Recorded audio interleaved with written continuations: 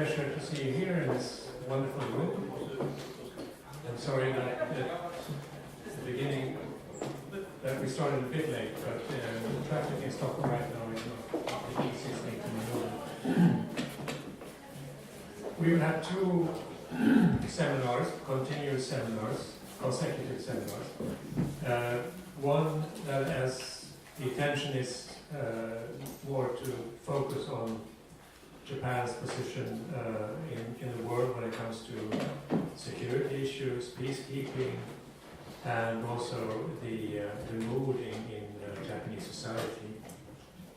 But with the global developments that we see today, sometimes worrying developments, and not least the rather aggressive tone that the present US president has vis-à-vis the Asian countries, China, but also towards the allied partner, Japan, when it comes to trade and trade balance. And somehow it reminds me of the situation in the 1980s, when the US government blamed Japan for a number of things. Perhaps some of them were motivated, but very often it was based on a view of Japan that was not correct, I think. And perhaps also the other way, vice versa, that the Japanese view at that time of the United States and how the US worked was not correct, perhaps. But it would be very unfortunate, I think, if we would return to the mood that we had in the 1980s, where everything was blamed on the Japanese from the American side. Then we have the relationship between Japan and China. It's becoming increasingly important, and we've seen many examples of how China is asserting itself, sometimes militarily, sometimes culturally, sometimes in other ways also. And how should Japan respond to that? Japan, in many ways, in my view at least, is a perfect ally to the European Union and to Sweden. We, both of us, or both sides, respect the rule of law. We are democratic nations. We have a vibrant culture. We have a democratic thinking that is deeply rooted in our citizens. So, but we also have, at least if you compare Sweden and Japan, we have a tendency to take a step back and not argue aggressively against those who argue aggressively against us. But the question is, does this benefit Japan? Does Japan have to strengthen its spine or strengthen its way of responding to all these challenges? That is one of the questions that I'd like today's speakers to respond to and perhaps discuss I hope in an interesting way, I'm sure in an interesting way. And with us we have Major General Mats Engman, who is the former chief or head of the Swedish delegation to the Neutral Nations Supervisory Commission on the border between North and South Korea. Among other things, I will not go through his whole CV, that would take too long. But we're very pleased to have him here. And then we have Professor Kawasaki Kazuhiko, who is a long-term friend of both Japan and Sweden.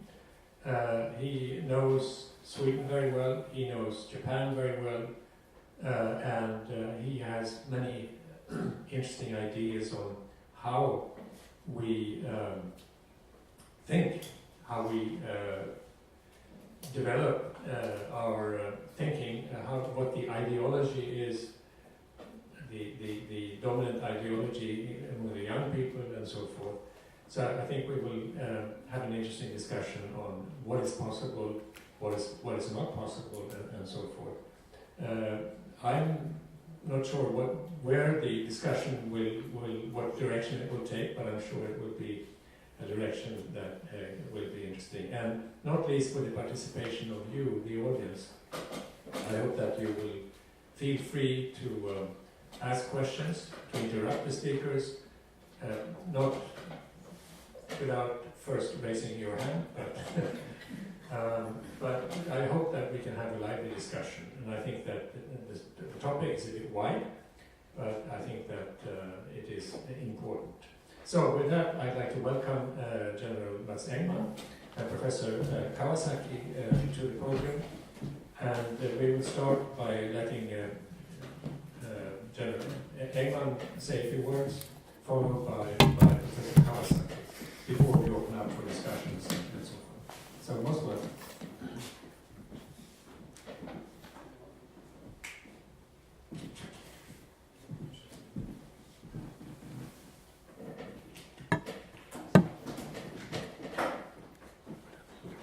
Can you hear me?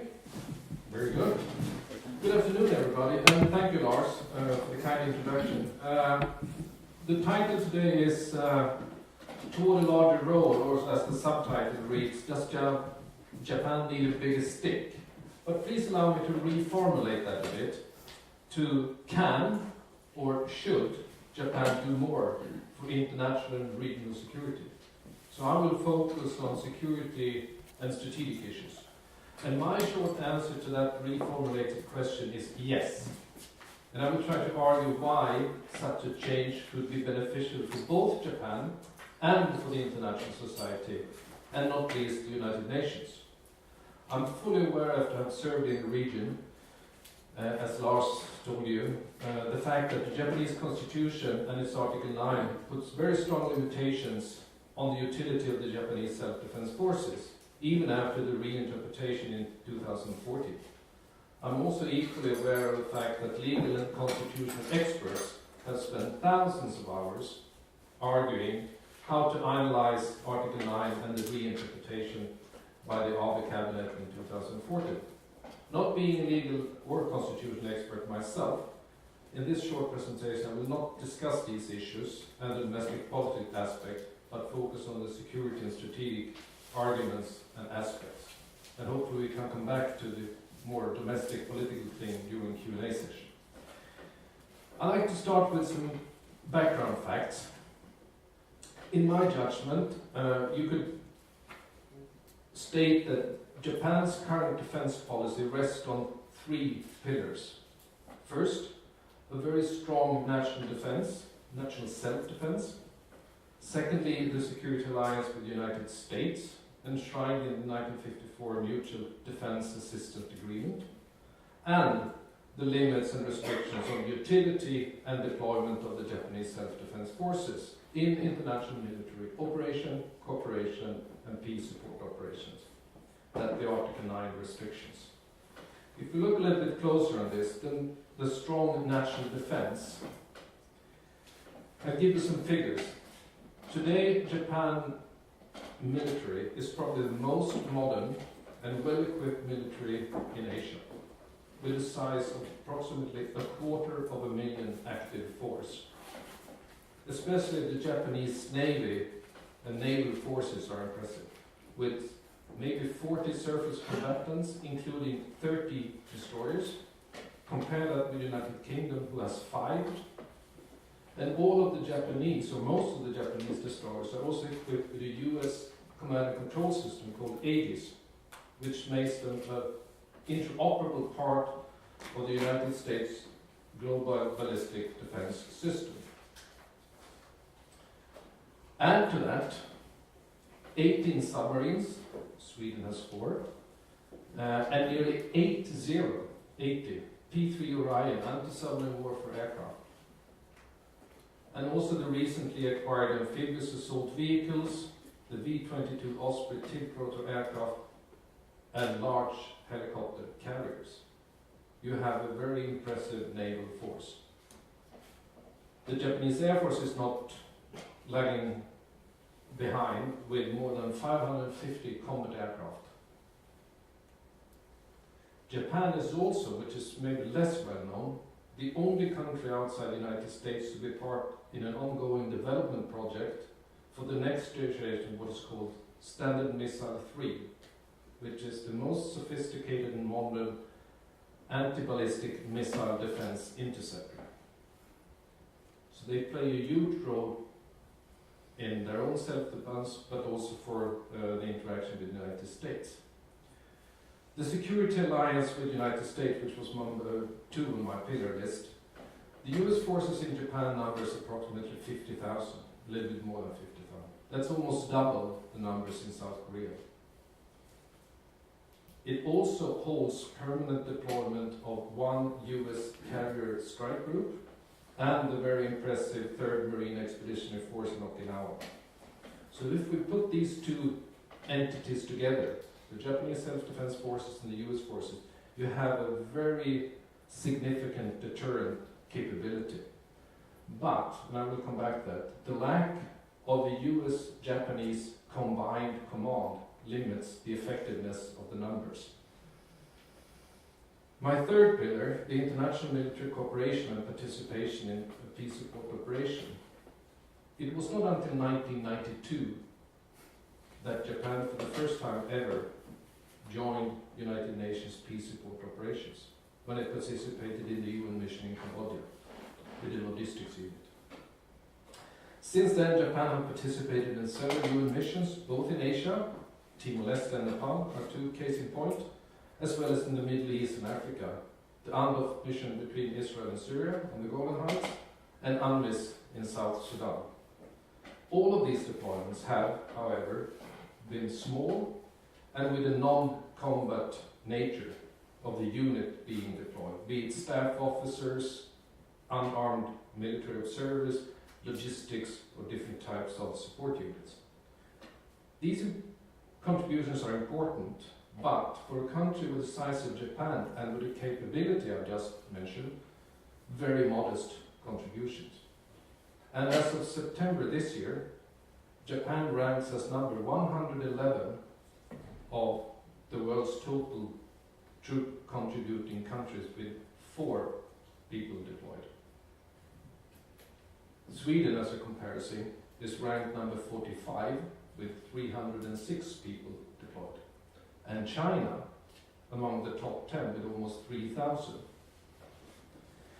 So since the withdrawal from UNMISS in May last year, Japan has these only 4 numbers deployed. And currently, as I understand, discussions are underway in Tokyo to find new areas where Japanese self-defense forces could deploy. And high on that list is a deployment to the multinational force and observers in Sinai, between Egypt and Israel. And if that would be realized, that would be the first time when Japan deploys a mission to a non-UN-led mission, as this MFO is a non-UN mission. But even when Japan is participating in peace support operations, those missions or participations are strictly guided by 3 limiting principles. The ceasefire has to be in place, consent of the parties has to be available, and strict impartiality observed. There are also limits on the use of weapons as an important guiding principles.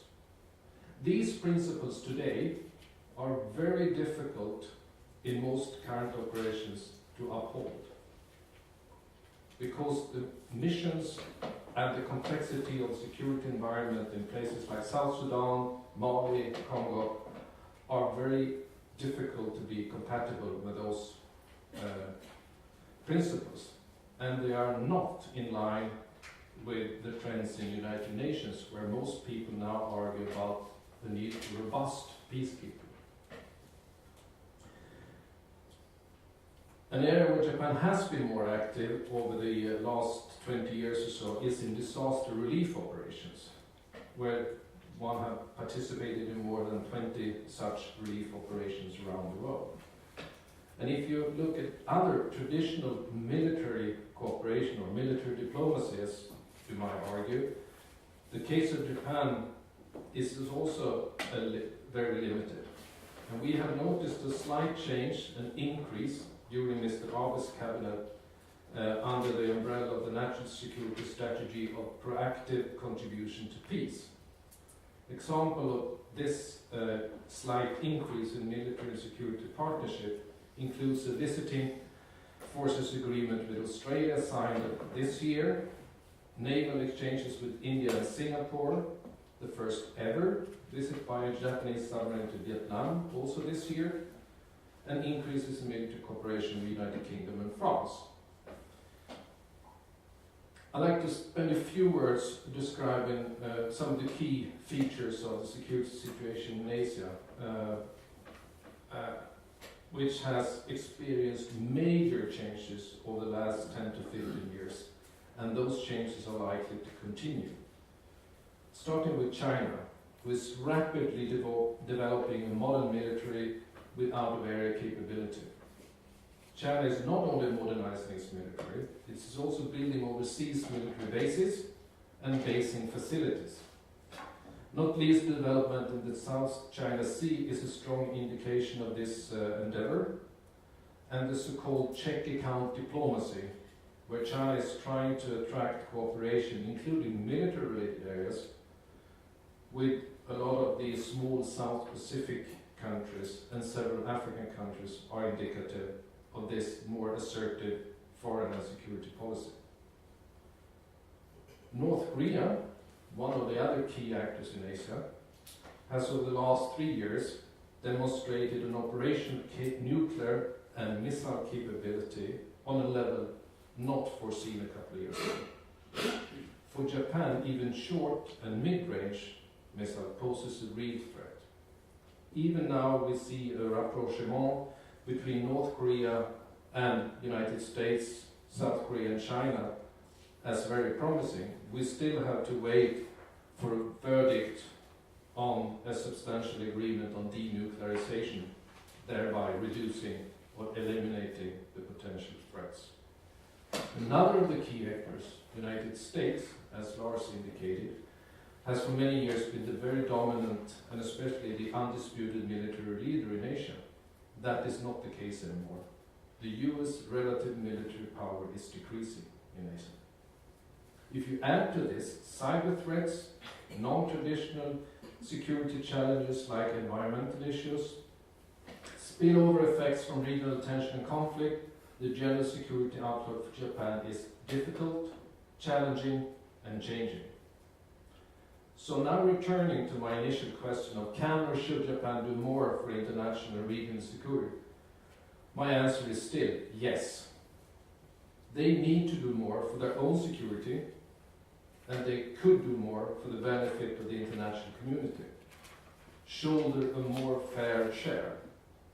But what, more precisely, could Japan possibly do? I'll give you 4 areas for further discussion. 1, being the biggest economy, the 3rd biggest economy in the world, and with a highly capable and modern military as I outlined, I believe Japan could contribute much more to international peace and security, including deploying Japanese self-defense forces to peace support operations, without the many caveats currently imposed. UN is badly in need for modern niche capabilities like intelligence, helicopters, medical transport, medical support, and also capable lightly mechanized infantry units, all of which Japan has in big numbers. The current focus of the Japanese government is not to deploy those sizable units, but rather take a capability building approach, helping others to deploy. That takes a long time, and it doesn't give the Japanese officers the experience of leading combat forces in real operations. And maybe also a more unrestricted participation in UN peace support could add to the normalization of the Japanese self-defense forces, both internally and externally. My second area is to develop a more extensive military cooperation in the region, and especially with the Republic of Korea. I know historic experience played a very decisive role in Japanese-South Korean relations, but there are also very strong strategic and security-related arguments that can be made for both countries to try to leave the historic legacy and build a closer security-related relationship, and especially when it comes to information sharing and joint exercises. My third area concerns what I mentioned, the lack of a combined command with the United States. This is maybe an internal military area, but to give you a very feel for this, the US forces and the Japanese forces are today like two separate entities. And every coordination is made through a committee system.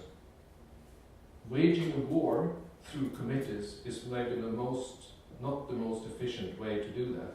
So a joint command could make a much more efficient use of the numbers deployed than currently. To compare with South Korea, there you have a joint command between US forces and South Korean forces. My last point would be that Japan, I suggest, should take a leading role in trying to develop a regional security architecture in Asia, including confidence and security building measures and arms control measures, and continue to develop comprehensive military relations with its Asian neighbors. That would also benefit the desired political statement of allowing the Japanese defense industry to export and compete on the international market. Thank you.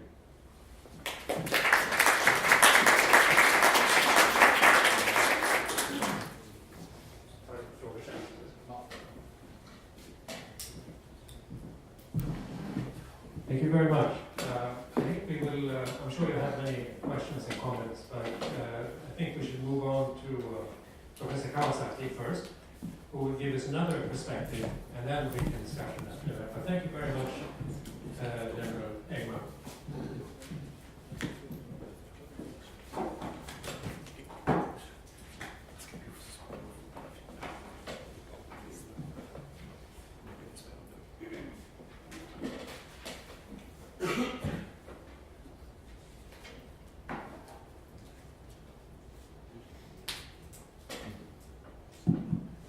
Thank you very much. I am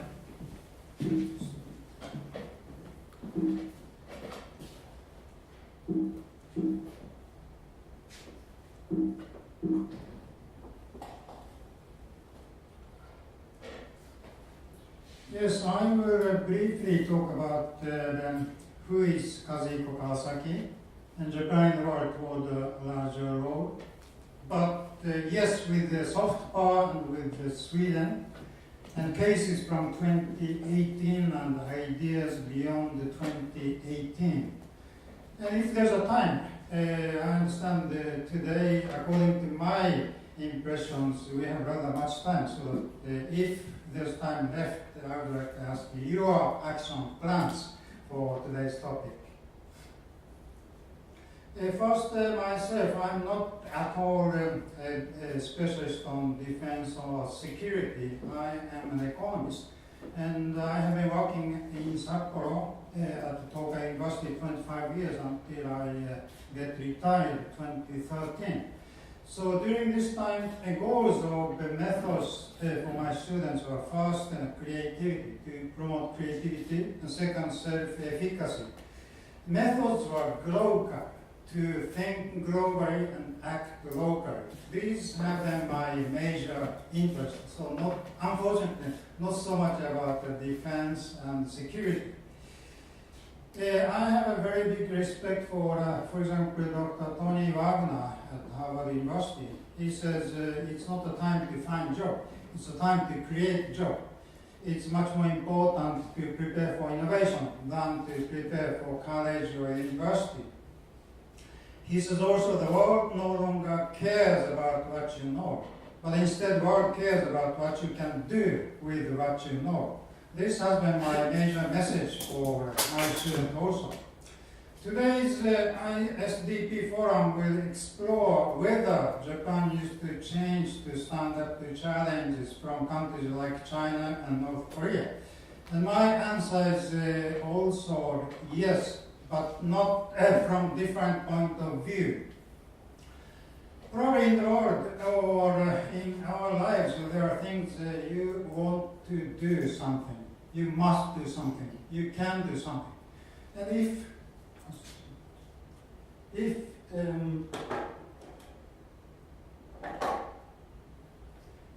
can find here. Something you want to do, you must do, and you can do.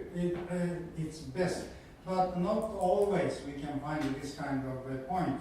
So today the topic is something we must discuss, and we want to discuss. But I'm not so sure if I can from the point of view which I heard from Engman. But I have different points. Okay, yes, but not by military power, but by soft power is my message. Japan involved played a larger role, yes, but with soft power and together with Sweden. And this is my message today. My title is Beyond 2018. I will mention why 2018, because this year has been a special year for relations between Sweden and Japan. Based on these experiences, I think there are a lot we can discuss about what we can do beyond 2018. This year has been 150 years of diplomatic relations between Japan and Sweden. I have been engaged in rather much projects between two countries. This the idea was born, according to I know, 2013 in February in Sapporo, when Ambassador Ashwari and at that time Japanese ambassador in Sweden, Yoshiki Watanabe, had a dialogue at Hokkaido University. This was the first time I heard when 2018 is a very important year for Japan and Sweden's diplomatic relations. And this year there have been a lot of the projects. I will just mention some of the projects which I have been personally engaged. One is the publication of this book about this and where are you? But, yeah, yes. He has published this book, and I had the honor to contribute with some check of Japanese translations. I have also published a book about this education for all, human resource development in Japan, which among others I have written one chapter about entrepreneurship education, of course with policy proposals for Japan. In February, there's a snow festival in Sapporo where I lived in 25 years. And this was the store Shirkan from Afghanistan, which was built in Sapporo in February. It's really fantastic, so I would like to show this picture.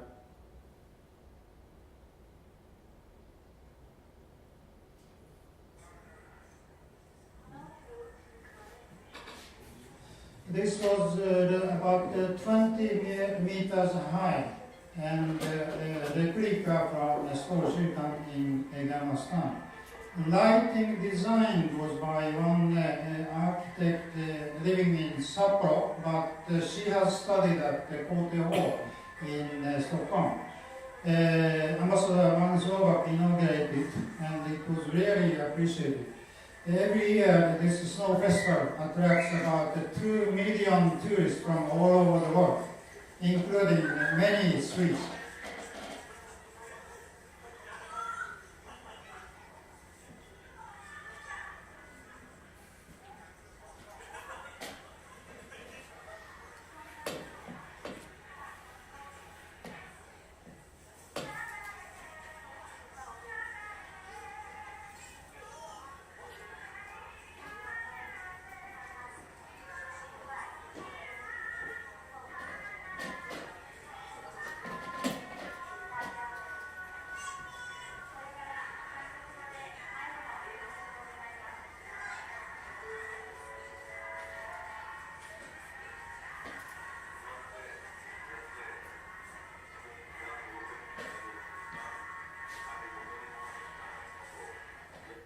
So this was February in Sapporo, which was very much appreciated by both Swiss, Japanese, and other tourists who came to the Sapporo.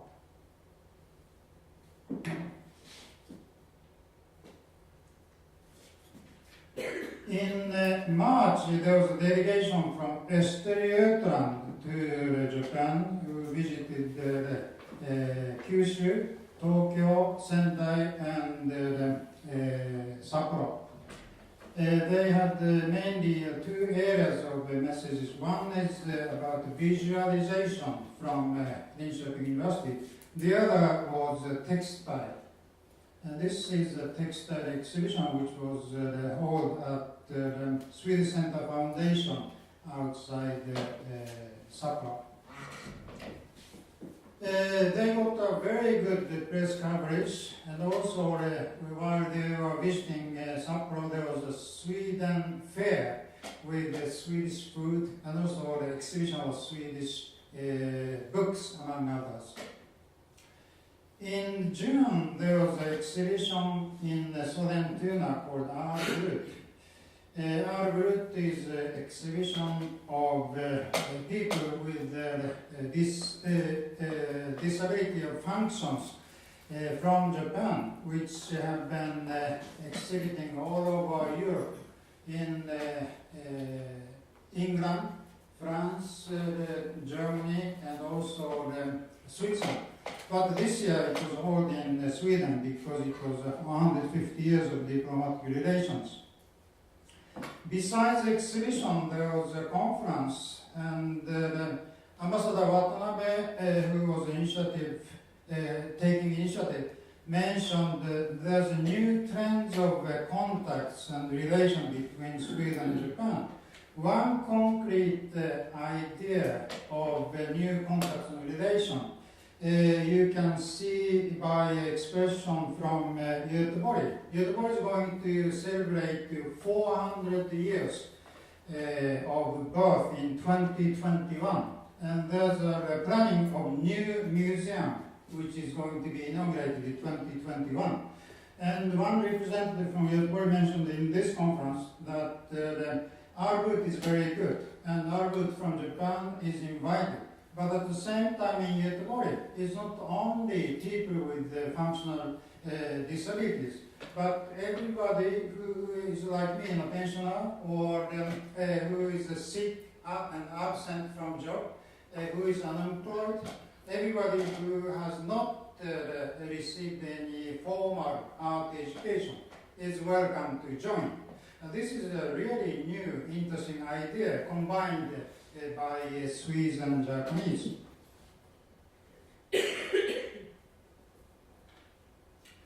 On September 7th, we had a conference of first dialogue with Stefan Einhorn from Karolinska Institute and Professor Tateoka from Shizuoka University, followed by a workshop. The topic was altruism and to be kind, which was very interesting. Everybody is talking not only in Japan, Sweden, but at least in developed countries, altruism, kindness, pro bono, social entrepreneur, society 5.0, sharing economy, social commons, social capitals, and so on. I'm sure many of you have heard about the Society 5.0, which Keidan, then Japanese Industry Federation, is proposing.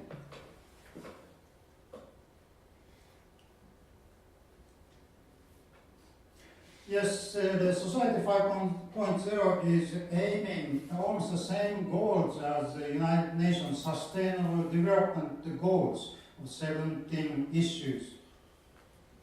In September, there was a group of Dara Sinfonietta visiting Japan, and this is the conservatory in Sapporo called Kitara. And it was very unique because Dara Sinfonietta, which is a professional sinfonietta, has performed together with jointly amateur Philharmonic Orchestra in Sapporo, Sapporo Philharmonic Orchestra, which is rather unique, but it was very much appreciated. And that's also something new. And probably some of you might have listened to a concert of Hagi chorus group 1st of December. Maybe that's also a combination of professionals in Sweden and amateurs in Japan. Yeah, this was Sapporo Philharmonic Orchestra, which is played together with Dara Sinfonietta. There's a project called the Japanese Kokoro Center for All, which is going to be opened in Tokyo 2020, the year of Tokyo Olympics. I'm sure most of you are familiar with Kendo, Japanese fencing, Aikido, weapon-based self-defense martial art, Sado, tea ceremony, Shodo, calligraphy, Kado, flower arrangement. I know that Lars, you play Kendo? Yeah. Do means the way, but in this case probably an endless way to the goal. So there are a lot of things which I believe and they believe have a message, universal message, not only to Japan and Sweden, but to all over the world. There's also a Swede who is living in Japan and published several books on Japanese tea ceremony, both in Japanese and English. Yeah, probably many of you are familiar with that Steve Jobs has been very much interested in Zen philosophy. He was fired from Apple, which he established himself. And then he was very much engaged in Zen philosophy. He says, among others, free and empty heart plus passionate energy are sources for innovation. Yeah, Japan and the world toward a larger role, but I would like to propose with Sweden in this SDGs 17th point is an international collaboration, international network, and I suppose if Japan and Sweden have this kind of international collaboration, probably we can be a very big power. There was something called Country Brand Index some years ago, which measures image of countries. And Japan was ranked first for the first time in this survey. And then Sweden was the fourth on this survey. So both images and brand images of Japan and Sweden are very high in the world.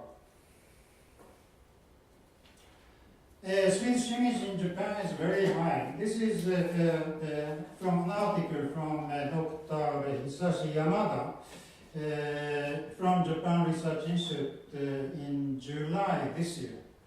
The reality is that Japan is nowadays regarded as a tiny country in the Far East, which learned from the Swedish policy experiences, he says. Yeah, areas of common interest between Japan and Sweden are very wide, which we can contribute to not only to Sweden and Japan, but to the whole world. Aging society, work and well-being, study and education, innovation, kindness, altruism, diversity or equality. Japan is the country which has the highest life expectancy, as you know.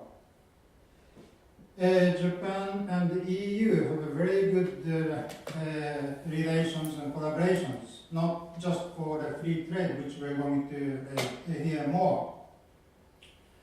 This morning I was reading Nihon Keizai Shimbun, and I found a very interesting interview with Shinjo Koizumi. He is a chairperson of the Committee for Social and Labor Issues of the LDP. And he says Japan should propose to include policies toward the age of the 100-year life in the SDGs. I'm sure there are many who have read this book of, among others, Linda Gratton from London School of Economics. But this book is very popular. I think almost everybody has read this book. So everybody is talking about 100-year life. Yeah. Finally, my action plan, next step, what can we do? For the 2018, after I heard, among others, Lars Varje in Sapporo 2013, I have organized a lot of workshops, both in Japan and Sweden, what we can do together for the 2018. In Stockholm, we had about 17 or 18 workshops at the European Center of Japanese Studies at Stockholm School of Economics, like this. And there are many people who are interested. Some of the ideas were realized, but not all. But I think the process to discuss itself is very much fun, and many appreciate it. In Japan also, we had several workshops to discuss what we can do together for the 2018. This was an example when Ambassador Lars Varje was kind to take part in Sapporo. Yes, beyond the 2018, the Japan and Sweden, what can we do more together for the world? My idea was yes, with soft power. But I would like to ask your action plan, your next step, if there's a time later. Is it okay? Yeah, after, yeah. Or shall I? We can do it after the Yeah, okay. Yeah, thank you very much. Thank you.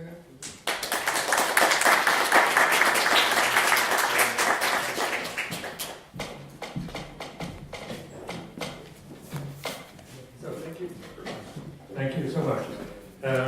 We now have the hard issues and the soft issues. The hard issues is that Japan has to somehow,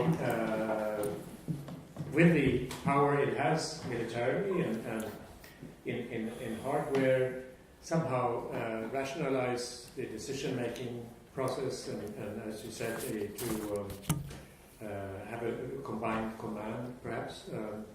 So there are things to do on the organizational side, and then when it comes to the soft issues, Japan and Sweden, as was pointed out, have several similarities in the way we're acting. But then the question is there any energy in the way that Sweden and Japan can work together? That is my first question to you both. Is there something that Sweden and Japan can do together in order to reach the goals that you have pointed out, a more efficient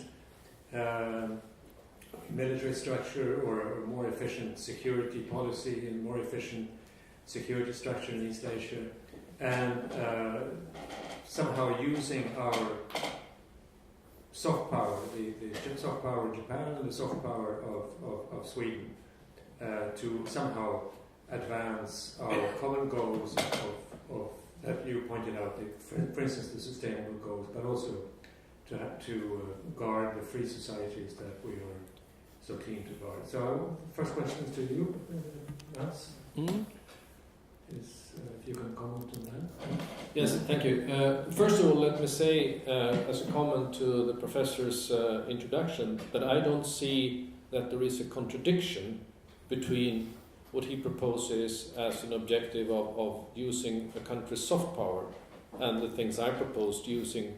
They can be in harmony as long as they support overall national objectives. But to answer your question, Lars, about I can see two possible areas that refer to my presentation of where Sweden and Japan could cooperate.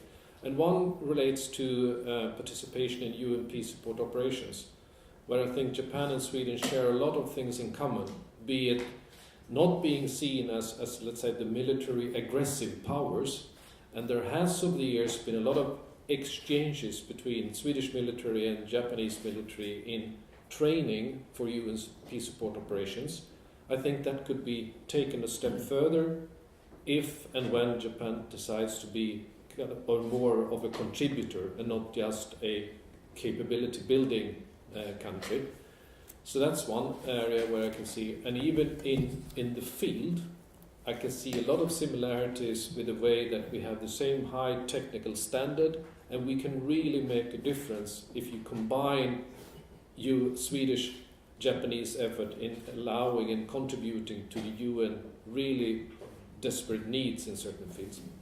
And the other area referred to one of my areas where I think Japan could take a leading role in Asia, and that refers to security architecture, confidence security building, and arms control, where Sweden have a vast experience of doing this in the kind of European framework, with the Helsinki process, our record of negotiating arms control treaties, etc., etc. So I think from a learning and motivation point of view, we could do more things together in those two areas. Thank you. Let me just follow up with a small question.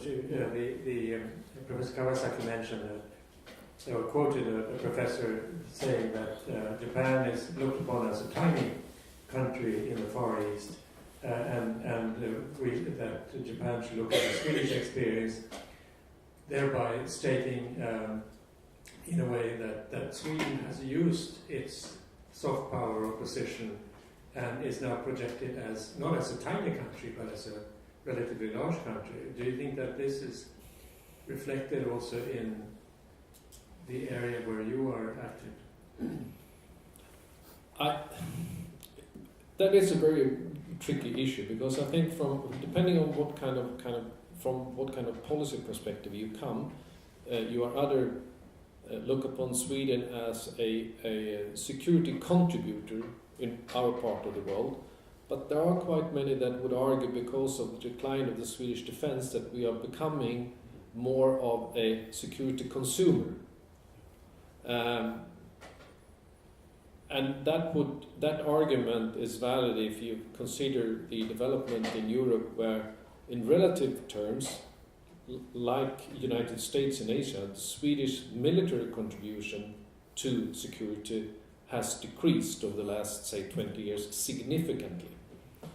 But we do play in other areas a rather ambitious role, and we have increased our, should I say, security footprint in especially the northern part of Europe over the last 3 to 4 years. Professor Kawasaki, in your view, what is the soft power of Japan and what is the soft power of Sweden? Well, I mentioned some of the points in my presentation. Japan and Sweden have a very high, good image all over the world. I think it depends very much on that people have trust and respect for both Sweden and Japan, so that there are potentials. We can contribute great to the world, I suppose. Besides, probably some of you may have read the articles from Åke Down. He has written many articles and books about the mentalities. His conclusions, the Japanese and Swedes are very similar. One article is named Japanese of the North and Swedes of Asia, and he says we are very similar. That's also my own personal conclusion because I'm married to a Swede.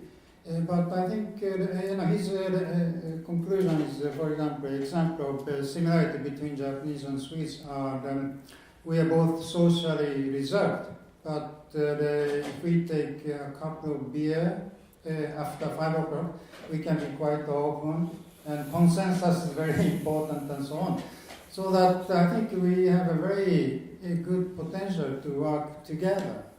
And then you mentioned some of the concrete examples which I'm going to work personally, like Japanese Kokoro Center, Art Brut, and so on, throughout all over the world. So that I think there are very good potentials. Do you think, this question is to both of you, do you think that there's a risk that because of the way we behave in Sweden and Japan, that we will simply be ignored, that both in hard terms and in soft terms, that yeah, it's nice that you're around, but neither Japan nor Sweden are really any players to take into consideration. Is there a risk that we are too soft? I get the impression when I've been traveling to Japan and talking to colleagues from other countries during my time in Asia, that there is a very, very high appreciation of the quality of the Japanese military. But it's not, they have not articulated the capability and transform that into impact. It's a force in being. It's something they have, but they have not taken the step in order to make the best possible use of it in order to have an impact. And impact in this means I'm not advocating militarism. I'm just advocating that maybe it's time for the benefit of Japan, because the security challenges, as I outlined, are here now, and either Japan is moving a little bit more quickly forward in trying to normalize the Japanese self-defense forces into normal military force, like most other countries have, or they would allow others to fill that vacuum. And I think it would be beneficial for regional stability that Japan shoulder a larger responsibility by taking more care of their own security and not allowing other countries to step in to fill that void, because there are real challenges here and now in the region. Professor Kawasaki, what do you think? Yes, for example, 2 years ago I was traveling to Japan together with about 14 members of the Swedish Parliament. And my impressions like this: Sweden is much more dependent on China than Japan when it comes to economically. China is a much more bigger export market, and Volvo is owned by Swedes, not only Volvo but also Swedish movie theaters. Stand is owned by Chinese capitals. But my impression is there's a very high respect, and Swedes try to endeavor to have much more collaboration with Japan, so that the soft power has a very high potential. That was my impression of this delegation tour, for example. I think it's time to move to questions from the audience, already we have 2 hands. So can we start over here, and you could introduce yourself and then give us the question, please. Thank you so much for these 2 very different but very interesting presentations. My name is Nina. I'm affiliated with the Swedish Institute of International Affairs, and I guess maybe it's not so much a question, but it's more of an observation with regarding to the possibilities of what you outlined, because I feel like when it comes to Japan's more active engagement in the international arena, my personal feeling is that there are 2 obstacles, and the first one is domestic, that I feel there's probably not enough domestic support, because I feel in many respects Japan very much has an island mentality, where they sort of think, we are on this island, and basically, what happens elsewhere in the world is not so much, of our concern. And I think this kind of thinking has a very long history in Japan, and that would be like the first thing to overcome, right? And the second, and I think that applies to soft power as well as to hard power. And the same for the second point, where I feel, due to its history, Japan does not enjoy that much trust among many Asian countries, I feel. If Japan was to act more assertive, or maybe assertive is the wrong word, but to take a more active role, I feel some other countries, they would not trust Japan's intentions as much as they would maybe the intentions of the EU. And that could in turn raise tensions. So I feel like, I guess I just want to hear your opinion, whether you think my observations are correct, whether you think these are real obstacles that would have to be overcome, whether Japan has to really develop trust-building mechanisms first before they can both project more hard and soft power. Thank you. I think we'll take the second question as well. Yeah.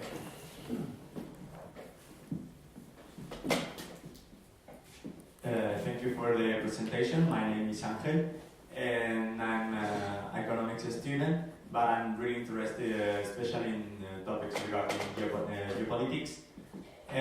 My question would go in the way that Japan has been one of the most effective countries in terms of having a weapon impact in its inside, especially with the 1945 double nuclear bombing from the United States.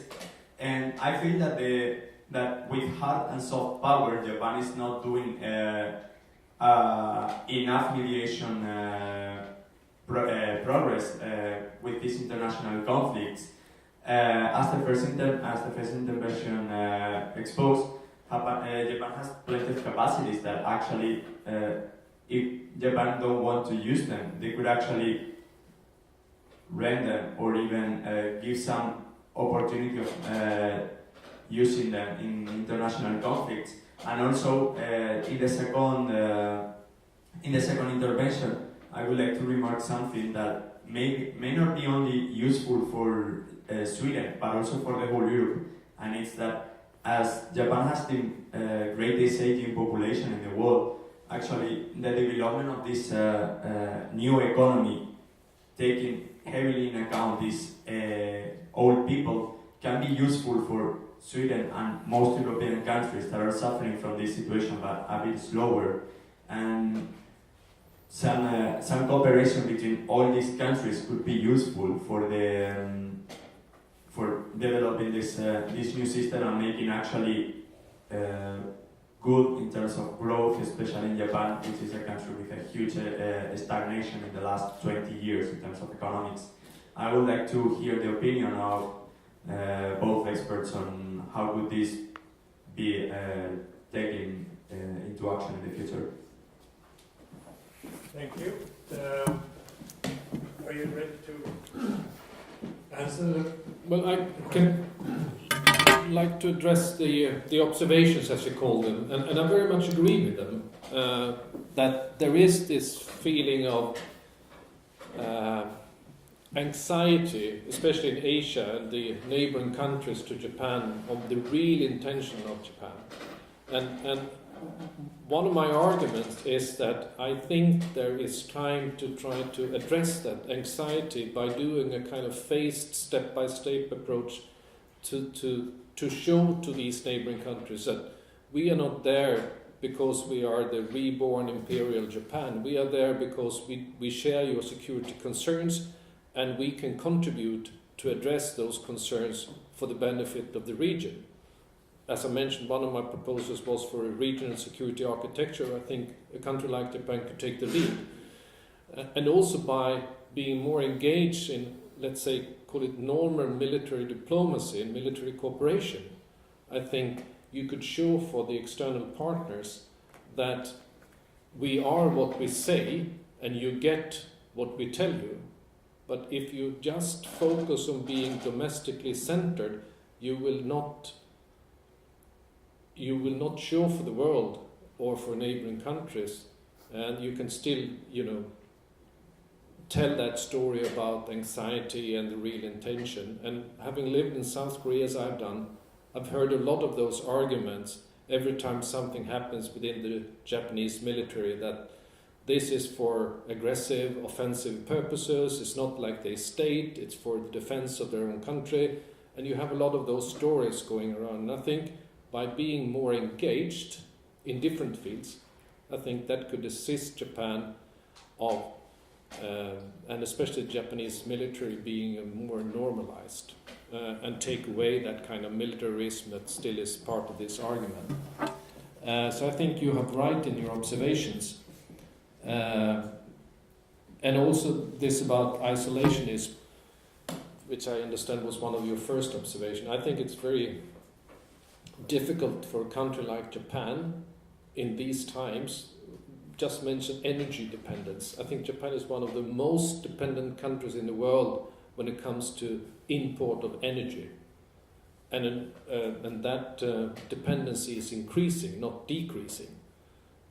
So I don't really understand how you could use that as a single argument to try to stay away from the real security challenges that do exist. Professor Carson? Yes. You have he would just answer the question. Right? Okay. Yeah, about your observation, I also agree quite a lot. Japanese, especially young Japanese, are less interested in what's going on outside Japan, unfortunately. I was working at the Tokai University in Sapporo 25 years, but many students are not so interested in studying abroad, and they say that they cannot live without the convenience stores. Are there anybody here who has not visited Japan? Oh, I see, there are some. Yeah, well, okay, that I think those who have been to Japan understand what the convenience store means. And also the number of refugees accredited to Japan is very limited, up to 100, less than 100 so far. Okay, from next year there will be some more, but I think unfortunately, especially when I'm living in Stockholm and observing what's going on in Japan, I have to say that Japanese interest, especially among young people, for outside Japan is very little. When it comes to a more active role in Asia, I think there are very good reasons to collaborate with Sweden. Everybody knows that the Japanese image in Asia is not so good, not always. I mentioned about the Japanese country brand image, which is very high, but probably not in Asia. But the Swiss image in Asia is very good, much better than Japanese. So that by collaborating together, I suppose we could contribute much more and play much more active roles. Thank you. Sorry. I'm not sure I agree that Japan has a bad image in Asia. It has a bad image in China and in South Korea and North Korea, perhaps, because it's a conscious policy of those governments to black paint Japan. But if you go to Indonesia, if you go to Thailand, if you go to countries in Southeast Asia, I think Japan has a very good image, and it's not a question of what they did during the unfortunate period. But that's my opinion. There might be other opinions. But now I'd like to give the mic to State Secretary. Forward. Well, And thank you, Lars, and thank you, Mats and Kazuhiko, for these very inspiring comments. My impression from a couple of visits to Tokyo and from reading about the security situation in Japan is that there is a new element in the sense of Prime Minister Abe himself, who is driving for an increased Japanese profile in military and security terms. And the underlying background seems to me to be, but I would like to have your comments, seems to be first that he is playing to some extent on a field which has been pretty taboo until now, which is nationalistic forces in Japan, and also playing on the increased Chinese role in East Asia, and therefore he feels Japan has to balance, or perhaps better to say counterbalance these increased forces, and therefore he's playing himself, and he's the driving forces, and who happens also to be having the function of prime minister, so he can influence the development of things quite large. So that is a new element, and I would very much like to have your comments as to whether you, and Lars as well as a great expert on Japan, whether there is some truth in it. Good question. Do you want to begin? Yes, I can. I fully agree.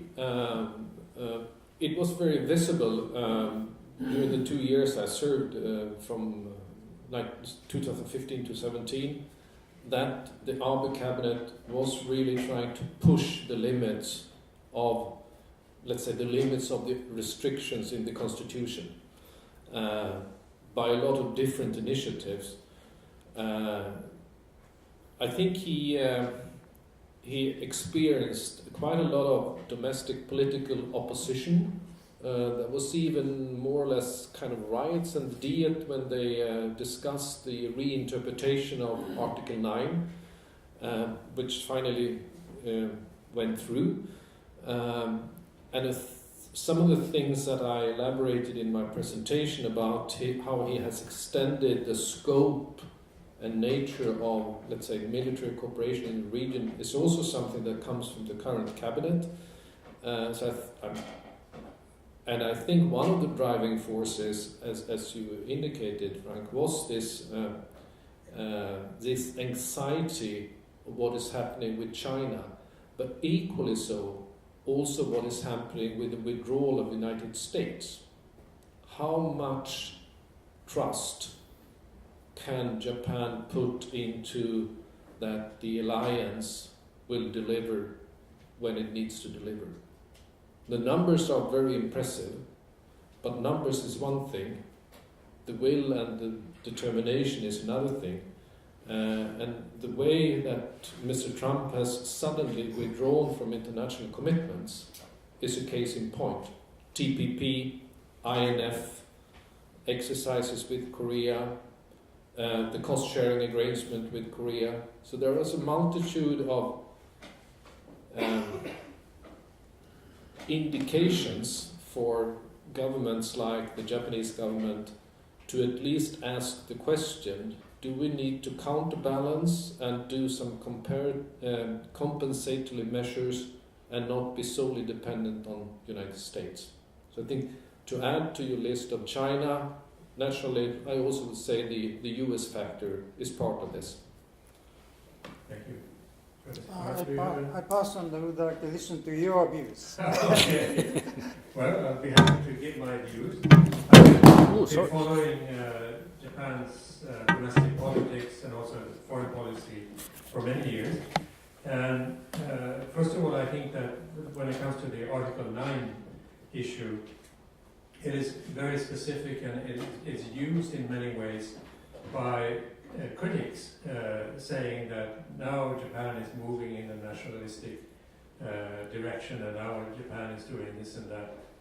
But if you look at on the issue objectively, here's a country that in 1945 had devastated much of Asia, or the policies of that Japan had devastated much of Asia. And after that, the decision was taken to force upon Japan a constitution that was called the so-called peace constitution, and thereby make sure that Japan developed as a peaceful country. If you look at all the years that have passed since 1945, Japan has developed exactly in the way that we wanted it to develop.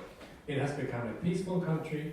It has become a democratic country. It has become a country that has developed, helped to develop many of the other developing countries.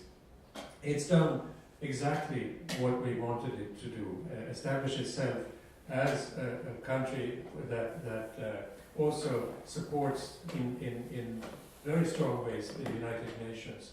So in that respect, if you look at the Article 9 issue, and Japan if Japanese politicians ask themselves, what have we done wrong?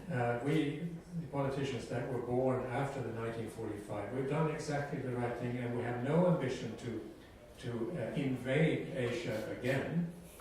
Why should we have a constitution saying that we cannot allow ourselves to have a military force when other countries, China, North Korea specifically, are threatening us in such obvious ways? So I think that question has to be allowed as well when you talk about nationalism. I think, of course, one can say that Prime Minister Abe has some very strong nationalistic tendencies, and there are others in his close to him that have the same. But Japan's domestic politics is a very interesting phenomenon in itself. Voters vote for let's say 5 or 6 political parties during a general election, and it doesn't take long before you have 8 or 9 political parties in parliament. It's shifting all the time, and we have in Sweden a very difficult time right now in forming a government, because some of the parties don't want to even recognize that there's another political party. This would not happen in Japan. They would immediately try to look at the figures, and they would say that, well, if we get together with that party or that party or that party, we will have the majority. So let's go. And therefore, I think the way the Japanese politicians express themselves is very often driven by what they see in the short term for the moment, how they should position themselves. And it shouldn't always be taken as an expression of nationalism, although there's also the risk that there's also the risk that when you don't do anything, if you force Japan to absolutely not change a single millimeter, then you will start to have the possibility of a real nationalism growing. Why should they force this upon us? And so forth and so on. But here we have, I think I've managed to provoke a reaction here. Yeah, thank you. I hope I'm not stealing anyone's time. No, I just wanted to quickly sort of maybe just give my own opinion. I'm not an expert on Japanese domestic politics, but I do think it's dangerous to completely dissociate the Article 9 issue from the government that's doing it. And I do think, while theoretically you can say Japan is a peaceful country, and this article is an accident of history that shouldn't be there, and now it's causing all these problems, blah blah blah. I think you also have to see that the current government is very nationalistic. That Abe has pursued a number of anti-democratic policies in terms of I'm not sure if it actually went through, but at least the proposed law that you can be indicted for crimes that you're just thinking about, that you haven't even committed yet. Or that they have cracked down on the social sciences, the number of days that you can be indicted without access to a lawyer, a number of policies that are not really in line with what we consider democratic practices. And if the same government, where also like 1/3 of the LDP is part of this revisionist group and the textbook revisionism, that's propagating some interesting views about Japan's history and how it should be taught. I think then I think you have to worry if that is the government that's then pushing for Article 9, which should be reinterpreted. It's a different issue if a more democratically minded government pursues that policy, but I do not think we can so easily separate the two. And that's why, personally, I'm not in favor of Article 9 being reinterpreted at the moment, because I do not think, at the moment I think it's more dangerous. And that's just like an opinion I wanted to voice, because I feel like in Sweden and in the EU generally, we often just group Japan with us. They're democratic like us, they're like liberal like us, they're like, we're the same and we should work together. But we should also see that Japan is not quite like what we make it out to be sometimes, that they're ranking very low when it comes to gender equality, to a number of human rights issues, to press freedom. Press freedom has plummeted in Japan. And Japan is never really criticized enough for that, I think, and I think we should at least take note of that. A very strong opinion, and now I give the word to Michael to you. Thank you. My name is Rupert Crouch. I'm a former sinologist, a former diplomat, and a former banker. And I think in Asia there is an elephant in the room, which is China, of course. And we're seeing an increasing emphasis on Confucian values, Confucian ideas, Confucian thoughts.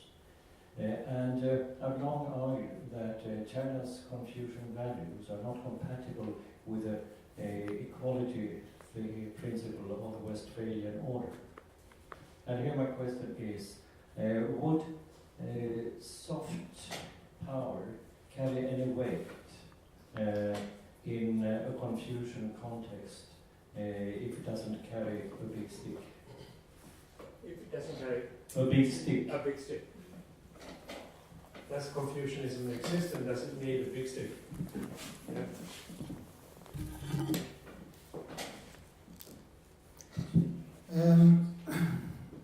Probably it will take too long time to answer your question, but just to simply give some example, I was talking about Zen Buddhism, which originates from Buddhism from China and India. But I think the Zen philosophy has got much more feedback from outside Asia because Japanese interpretation and application has been probably much more applicable outside Asia, like I just mentioned about, for example, Steve Jobs and so on.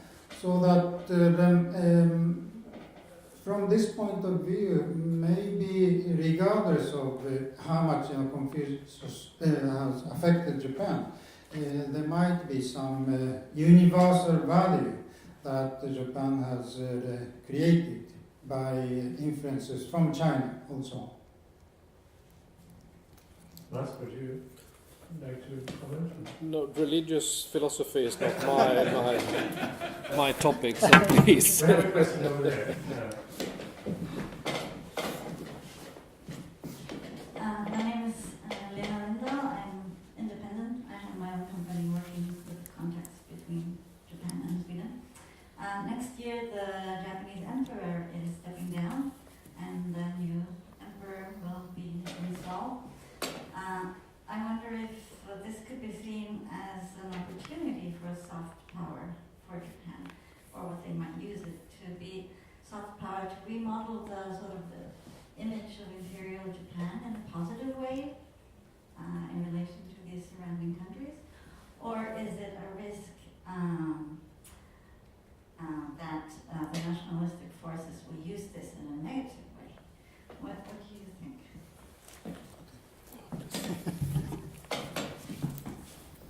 A very good question. I'd like to continue to discuss with you. Personally, this Heisei period of 30 years have been regarded, at least in Japan, period of very low economic activities, a lot of problems, lost 30 years and so on. So that there are high expectations that this new year will carry out something new. But I'm also optimistic, at least in Japan. I think regarding some former discussions, I think everything takes too long time.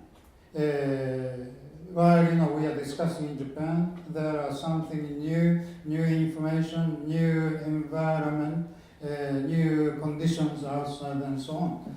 But of course, this change of the emperor can be a new opportunity, and also the 2020 year of Olympic Games and so on would probably carry new opportunities to see from different point of view in Japan, but also from outside Japan. So hopefully, but it's a very interesting topic to continue to discuss. Thank you very much. Yes, we have a question in the back.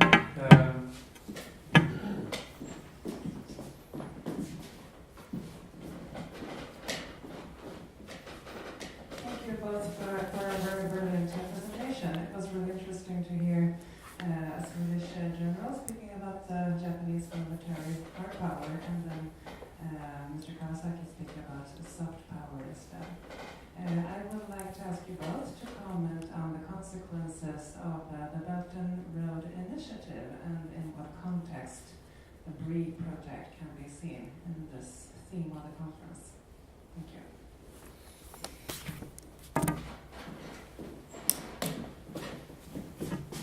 Should I start this time? Thank you. Yes, I think one of the consequences of BRI, the Belt and Road Initiative, is China is very consistently promoting all over Asia and into Central Asia and possibly also into Europe and Africa, is, I believe, designed to allow and secure uninterrupted, first of all, uninterrupted trade, especially energy supplies to China. And it doesn't just come as an infrastructure project, it comes with a security dimension and security attachment, because when they do this, they also do it in a way that it allows military cooperation, basing facilities, and basing opportunities for the military. So what in fact China is doing by, indirectly you may say, with the Belt and Road Initiative, is that they are increasing their area of possible military operation. I'm not saying they will do it, but they are slowly creating better opportunities and possibilities to engage military in those parts of the world. And of course, that is a security implication that has to go into the calculus even in Japan's foreign and defense policy. And that was one of my arguments in my presentation. Because of these rapid changing in the security landscape, I think there is a requirement, but there is also a need for some kind of cooperation between countries that would like not to see Asia being military dominated by China, to try to find ways to increase military cooperation with China where it's possible, but also to advocate other areas in order to make some kind of security architecture that is common to the countries of concern in Asia and maybe even into the Indo-Pacific, which is today lacking. Well, I don't think I have so much more to add. Okay. I think if there's no more question, you can of course ask questions a bit later. I would like to thank the two speakers with a big round of applause.